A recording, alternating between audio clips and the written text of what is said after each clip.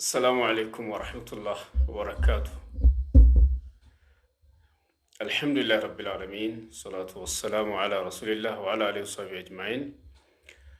إن شاء الله يزاريوان يعرفان كان الله سبحانه وتعالى كوان بسلامة درساتشو. عرفا سيمتا يحج جزي سيمتا بزو جزي عند مستوسو كستتالله ላካፍላችሁ ውስጥ የሚሰማኝ ነገር አለ ማለት ነው። ኢንሻአላህ ዱዓ ታረጉልኛላችሁ። እናንተንም አላህ ሐጅ ወፍቃችሁ አላህ Subhanahu Wa Ta'ala የአላህን ቤት የምትጎበኙ አላህ ያድርጋችሁ። ለኔም ደግሞ ዱዓ እንድታደርጉልኝ የዛሬዋን ቀን ኢንሻአላህ ለሁላችሁም ለምትወዱኝ ማለት ነው። በ2004 አካባቢ አንድ አህለል ኸይር ሐጅ ሊያስተረገኝ ሁሉን ወጪውን ሁሉ አውጥቶ ማለት ነው። የዛ ጊዜ 40,000 ብር ነበረ። 40,000 ብር ከፍሎ ፓስፖርቱም ሁሉ አውጥቼ ጨርሼ ቪዛ ሳይመጣልኝ ቀረ። 2004 አካባቢ ላይ ማለት ነው።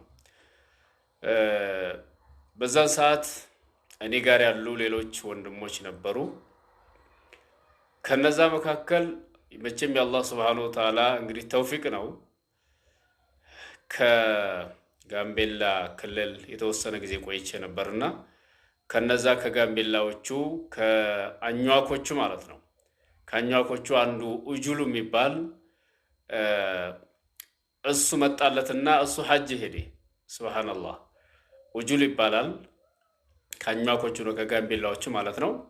ሙስሊም ነው። እሱ እንትን መጣለትና ቪዛ መጣለትና ከኛ መካከል እሱ ሄደ። ሌሎቻችን ሳይመጣልን ቀረ። የሚገርመው ያ ሰው ሐጅ አድርጎ መጥቶ ብዙ ሳይቆይ ወደ አኺራ ሄደ፣ ሞተ። አላህ Subhanahu Wa Ta'ala እንግዲህ አላህ ይቀበለው።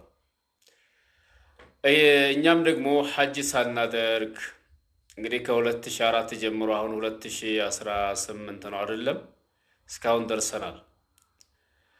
ሐጅ በመጣ ቁጥር ምን ጊዜም ውስጤን ይሰማኛል፣ ምን ጊዜም ይሰማኛል።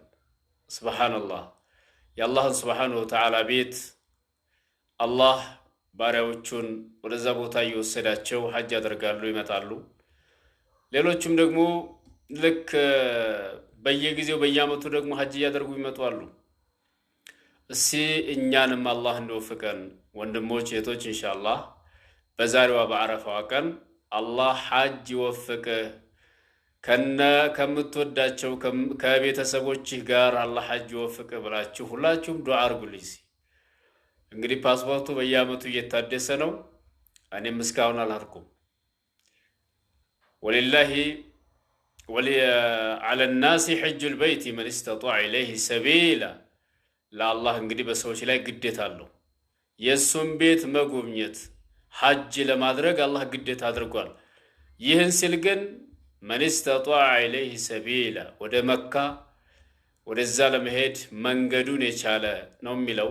አሁን እንግዲህ መቻል የሚባለው ነገር ትንሽ ያው ሁላችሁም ታውቁታላችሁ ከበድላልና አላህ ሐጅ እንዲወፍቀኝ ዱዓ አድርጉልኝ። ዛሬ ዱዓ እንድታደርጉልኝ ጠይቄያችኋለሁ። እሺ ሰላም አለይኩም ወራህመቱላሂ ወበረካቱ።